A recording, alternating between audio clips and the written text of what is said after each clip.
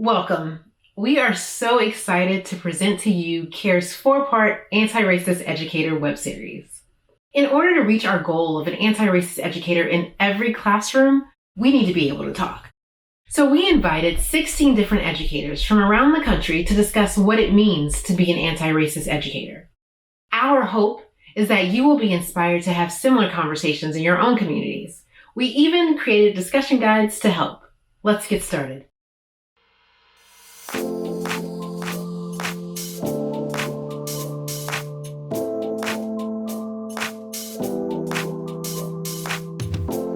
Anti-racist educators know we're not going to get to the future that we want with a one-time event.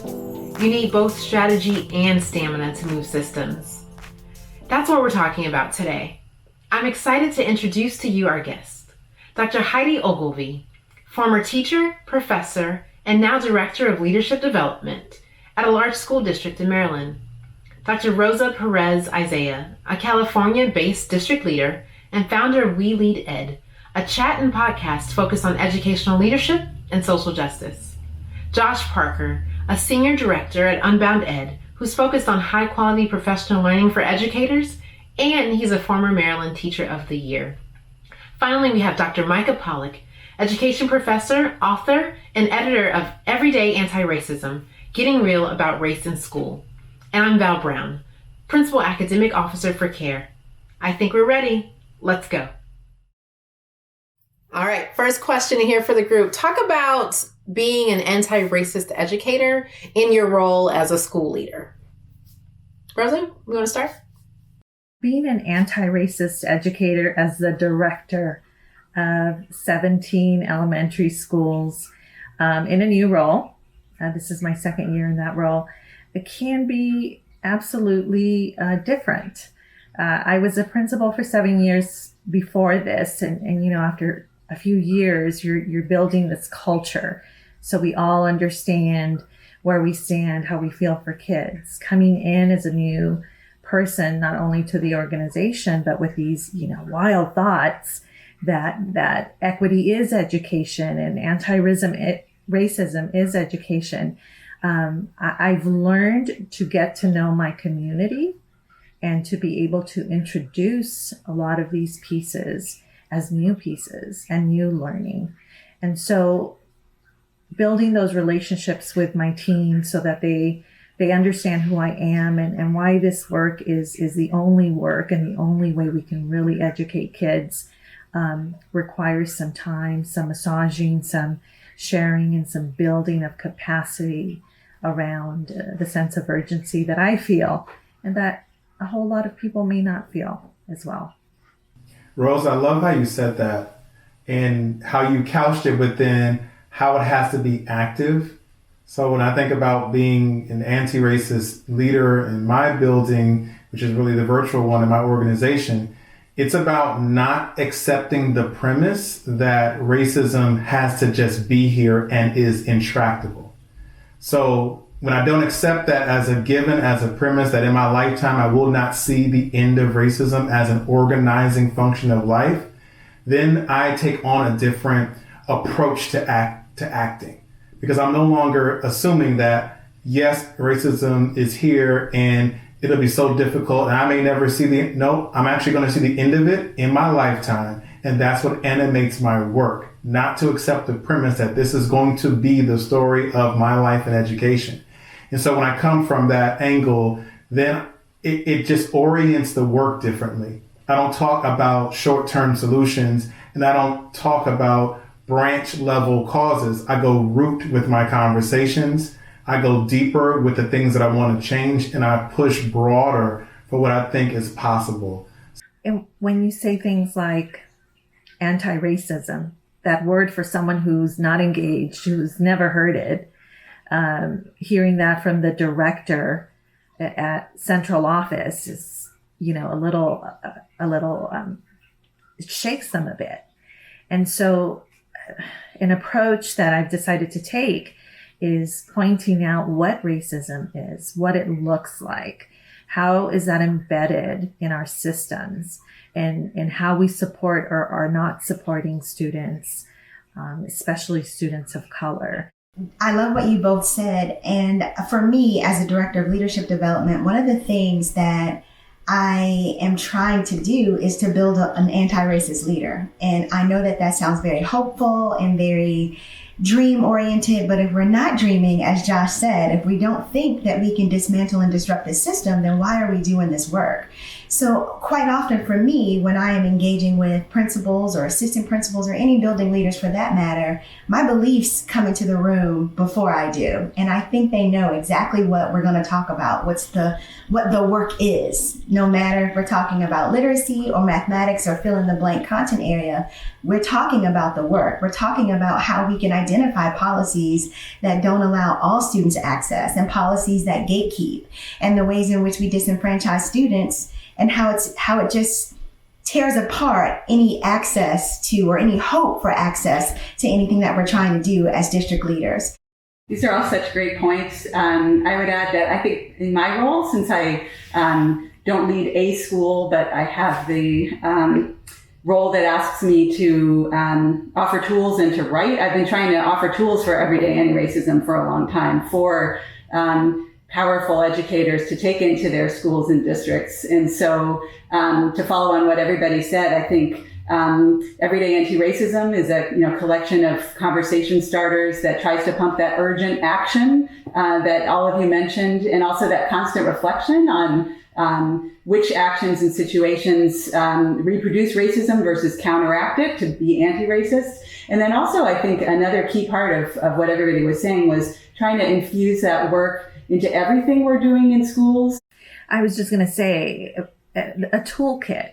I thought about what this looks like at every level. And sometimes I think when parents hear we're doing equity and anti-racist work and social justice, a little, warning bell goes off and they begin to wonder, well, what are you doing? Are you trying to indoctrinate my child into believing beliefs that I may not agree with? But I think educating not only our school staff, our colleagues, but our families as to what does this look like when you are teaching your own children how to be better humans, how to speak up when you experience or see injustice, so that they're not bystanders along this journey, whether it's second grade or eighth grade. So I love this idea about a toolkit and making things age appropriate for our students as we engage them in education. What support or advice you can give for other educational leaders who are trying to be anti-racist educational leaders, but might be struggling a little bit? What has always struck me about racism, and when I say always, I mean recently, because I'm constantly learning about how to be anti-racist, is not so much how cruel the ideology is, and it is cruel, and not so much how it can really oppress, and it can and it does, but how thoughtful it is, which is to say, how much design is put into racism staying in place and how many people are invested in that system. And so the difficulty for me is being clear about helping educators and leaders be strategic about uprooting it versus being blunt force trauma with trying to remove it. Right now, there are spaces and lanes for everybody in this work, but what I found that in school systems, the architecture of inequity is so intricately woven that you're going to have to be really focused and strategic on how you root it out. And so the difficulty for me has been, how is the architecture set up in this district that I'm consulting with? How is it set up in this district that I'm focusing on? And how do I get and partner with the leaders to help them to see it and then develop strategies and replacement to do it in a way that can be sustaining, right? We can make change, and short-term change in some of these situations is necessary. There's an emergency change, like first and second order change. Then there's a more sustaining change that takes clarity, precision, persistence, and really strategic thinking. And so that's been the difficulty for me, is getting people to see that in their own backyard. I was just going to follow on what you said, Josh, to underline the word sustain. I've seen, even in PD that is kind of, pretty successful at the one-off level in the sense of everybody in the room seems bought in and, somehow we pushed through initial resistance and people are saying, I want to learn more, sort of noted how easy it is to not follow up. So I've been thinking a lot with the colleague Andrew Matshiner, who has been looking at some of this with me about how we might structure the work in schools and districts to expect that sustained follow-up. Whether it's asking people to, go forth and learn something else on this topic you say you want to learn on, or go talk about the next step action with someone else and come back to the next gathering we have to report back on what you've done. It's super easy, we have found, to not follow up and not sustain. And people kind of rest satisfied with having had some PD, having had that single session or even those 5 sessions, and we're done. So I just wanted to underline that word sustain that you said.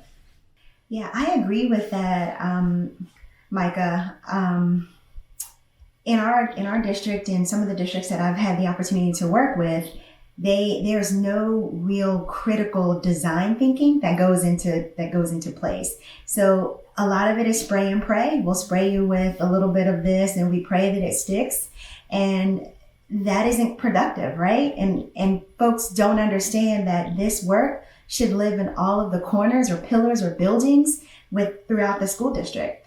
It is in HR because we need to hire smarter, right? It is in the schoolhouse because teachers need to be better at what they're doing. When we think about the undergraduate coursework that our teachers have, they generally have 3 hours of social justice diversity coursework. So when they come to us, they're not coming with a bevy of tools to do this work in the classroom or to do this work as a professional. So figuring out how we do very smart professional learning in our district is critical. We have to let people know that it is not the one-shot deal in August and the other thing in December. It's not quarterly work.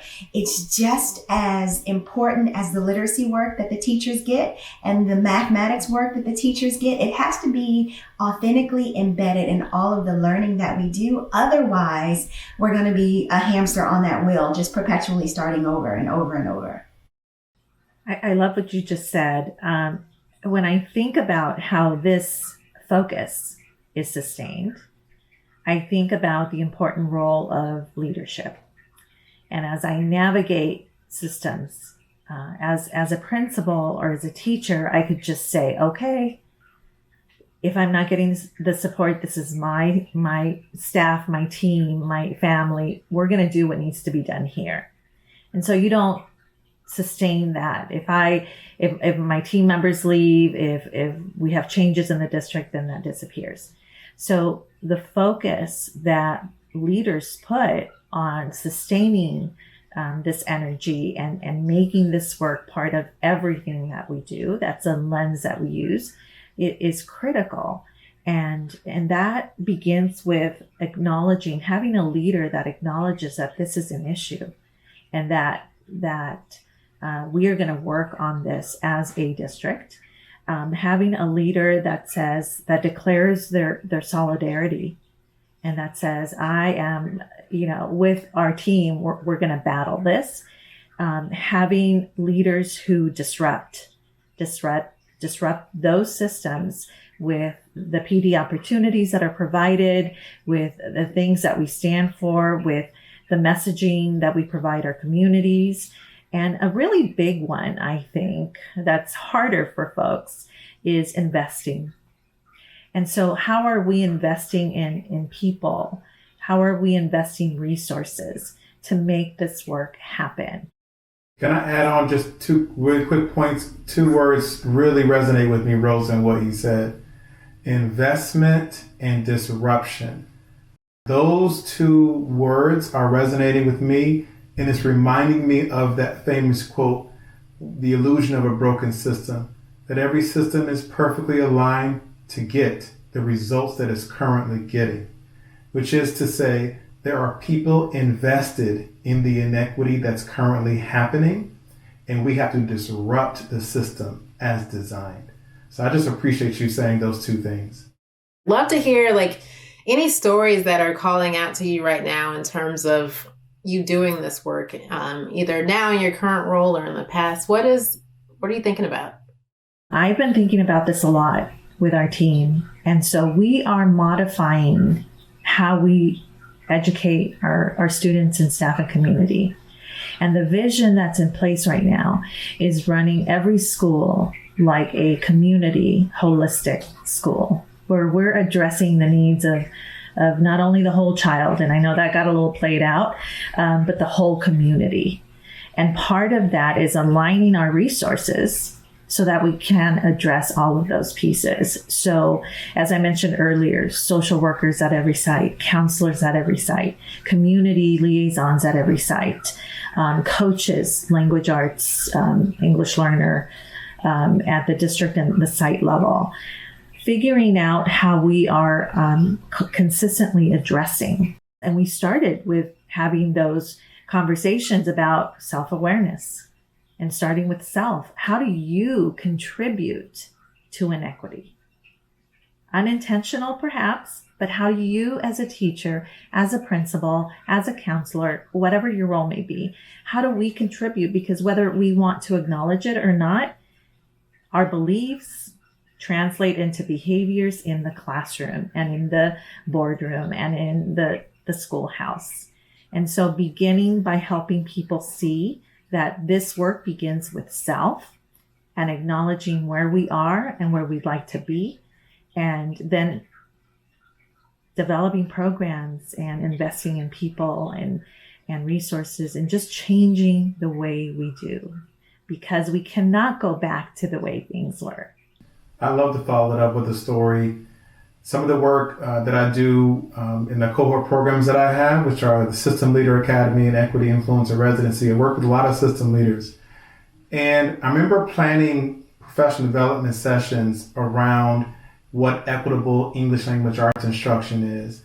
And we were planning this together, and we were coming to what we're going to do here, what we're going to do there. And when we implemented it, and when we started looking at the feedback, we started to understand that actually not everyone in a particular district has shared meaning around what equitable instruction looks like.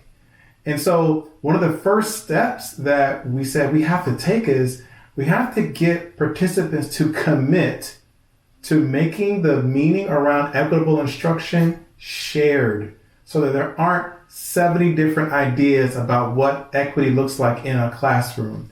And so just recently, maybe about 2 weeks ago, I was in a session and I was overhearing one of my system leaders, and she said, what we have to do this summer in our PD sessions is to get shared meaning around what equitable instruction looks like K-12 and ELA. And I was so happy that our process led her to that conclusion, because Rosa, to your point, looking at self first, what can I do? What's local and immediate? I have control over the PD structure, which means that I can direct what it is that we learn, and this is a priority. And so that's just something that's getting me through this pandemic, is seeing the change happen at that level and people realizing their power and making decisions. Back to that, Josh, your idea of sustaining, what I was struck by and what you were just talking about was how, rather than framework overload with people trying to sort of take 50 million on-ramps to their anti-racist effort and everybody stays on their own on-ramp, we're trying to join one anti-racist highway in a way. And so the idea of focusing for a while on an anti-racist project, we're all going to figure out equitable instruction in ELA, and we're going to stick with it for a while and push toward actual change in that domain. I think that's really important and kind of rare in some ways, because we so often, understandably, I think, because anti-racism requires many on-ramps. This person's a math teacher, this person is working on restorative justice. But if we have too many goals, we might end up all sort of working on as individuals, and then a bunch of people just drop off. And so I'm really struck by what you're saying about sort of sticking with an entry point for a while. Because, you have people just sitting and waiting. especially folks who've been who've been educating for a long time. They're like, it'll go away.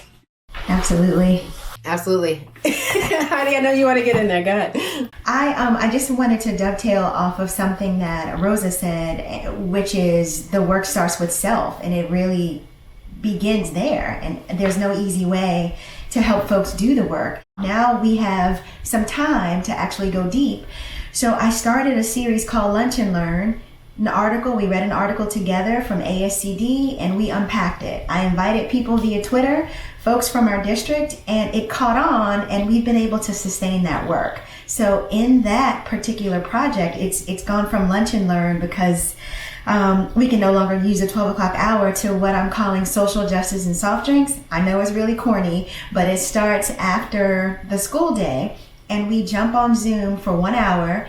And we start off with our commitment, something that Josh mentioned earlier. What are we committed to? We talk about some requisite skills that we want to hone.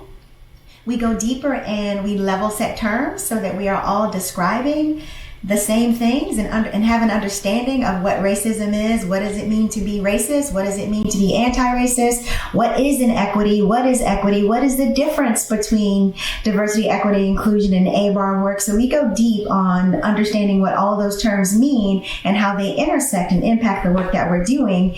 And that has been revolutionary for our district because so many folks come. So many folks now walk away and they're ready to begin to speak up. They're ready to begin to disrupt. They've done amazing things already, and I'm very proud. Okay, I have a question.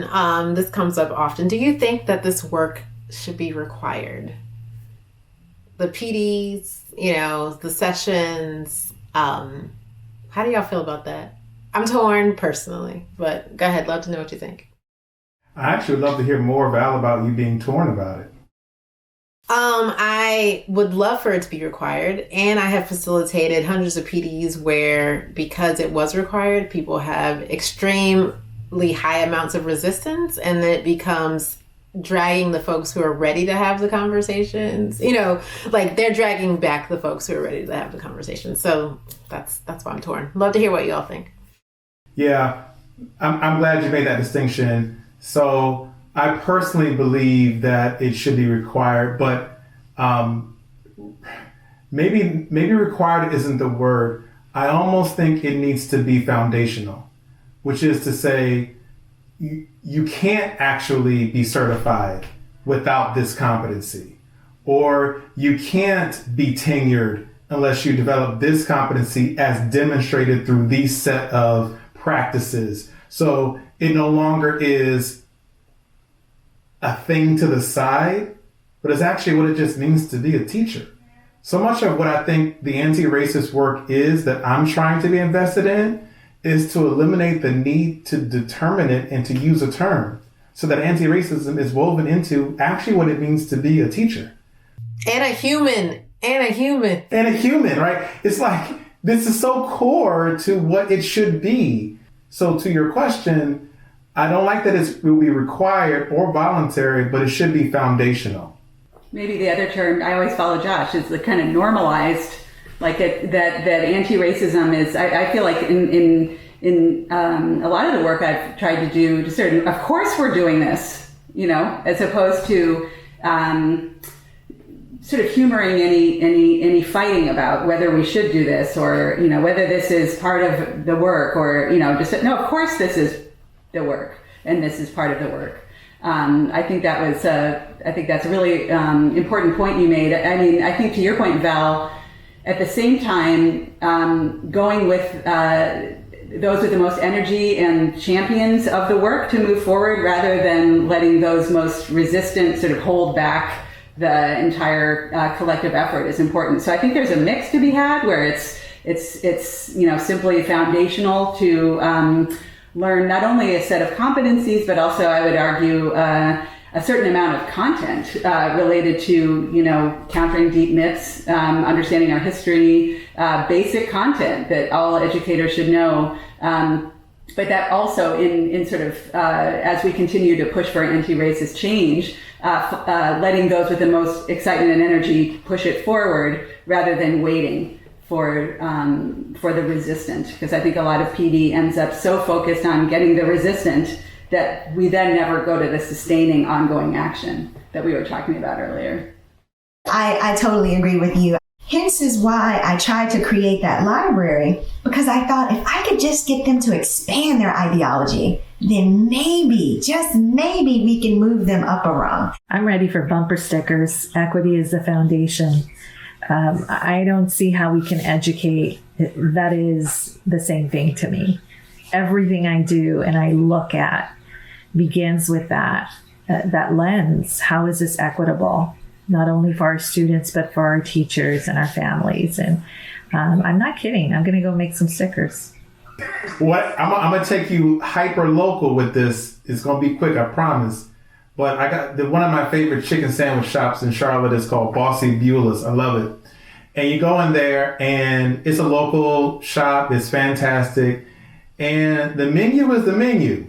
So, if you want other types of chicken sandwiches, you have to go somewhere else. And for me, for a system, equity has just got to be the menu. When we come here, this is what we do. You might go to another place and get another type of sandwich, but when you come to this district, to this classroom, to this school, this is a menu. We don't do substitutions. We don't do anything. What you get is what we have, and then what we have is what you'll give.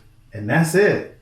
I think if building leaders create that same vision, then teachers will either stay and do deep learning or they will leave. And I think that's what we need. We need people who understand what's on the menu, they understand what the non-negotiables are, and they learn to love it, and they learn to appreciate what's there, and they make the best of the situation.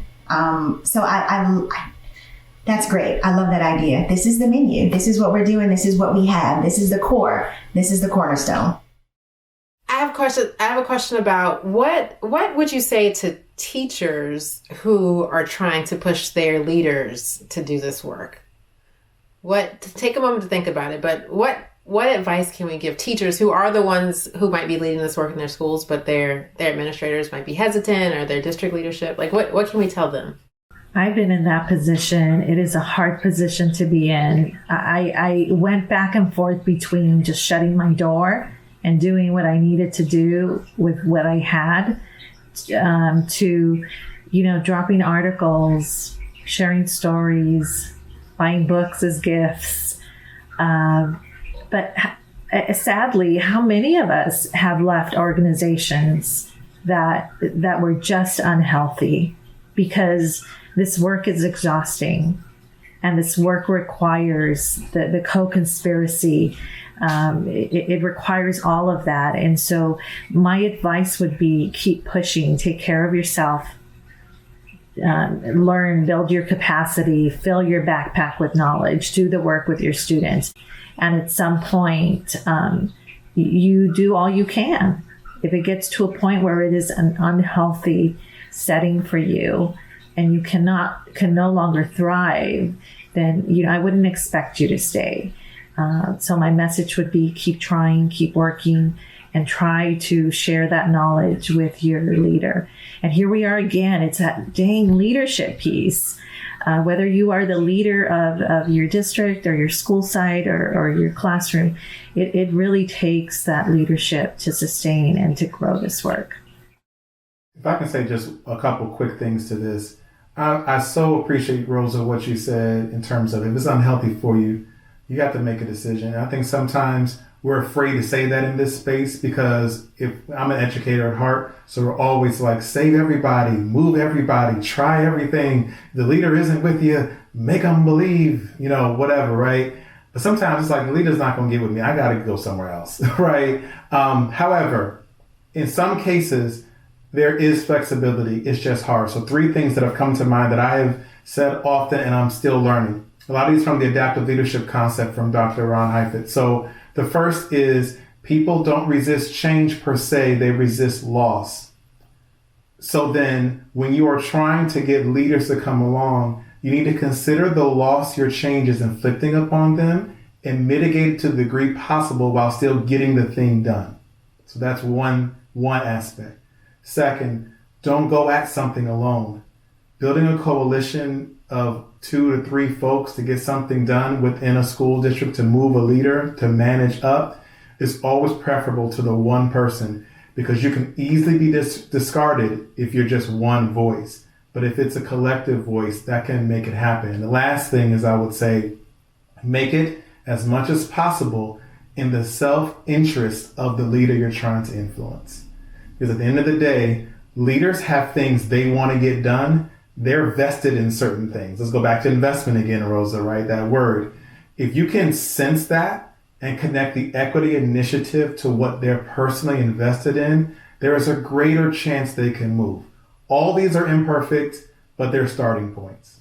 So, Val, I love your question. I'm wondering if we can flip it the other way. So what I've noticed is when teachers outpace the leader in their learning, the work stalls. So that becomes wildly problematic. So we have to figure out ways to get the leaders involved in all of the learning that the teachers are doing. Number one, I think leaders feel intimidated when the teachers know more about the work of anti-racism or the work of equity. So I'm finding that when I do my professional development in my district, I try to target leaders so that leaders feel empowered to be the lead learners in this work. So thinking about that too, how do we stop or how do we mitigate teachers from outpacing the leaders? And I know that we don't necessarily want to stop them, but we do want the leaders to take advantage of the learning as well.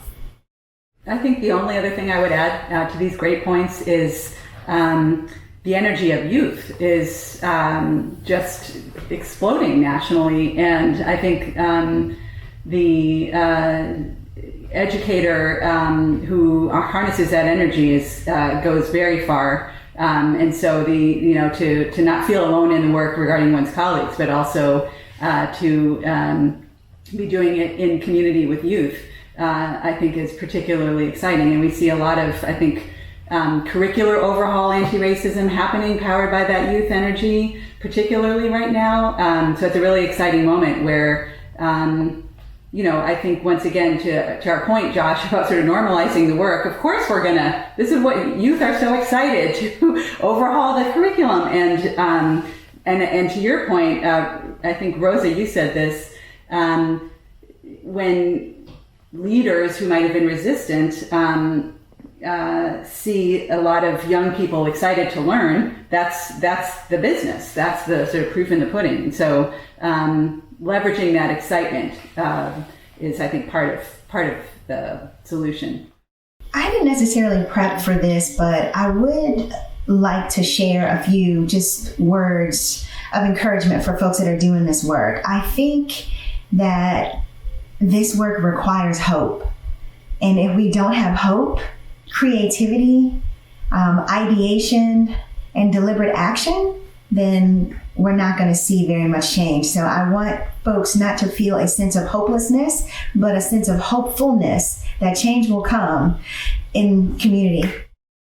I'm so glad you said that, Heidi. I was just going to put that out there, that it has been a difficult year and a difficult 4 years, just to be frank. And people are exhausted. And I got to a point where I began to doubt. I've always been a hopeful person, but I went through some times when I thought, wow, this is really where we are. Hope is a great strategy when you combine it with action. And I want people to remember that we will continue to do this work, that there are more people just like you. Don't lose hope. Keep doing it. We are beginning to see those changes. You see it every day. Change has to be a system so that when people walk into it, equity is an automatic. And so keep thinking in that way, keep striving, know that you're in community with all of us.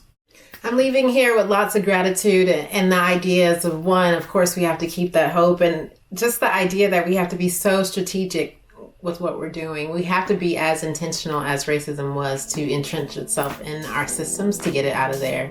And that we need to take care of ourselves and each other, right? This is hard, grinding work, and the last several years have been very difficult, to your point, Rosa, and we need each other. So thank you all for a wonderful conversation. I really appreciate you.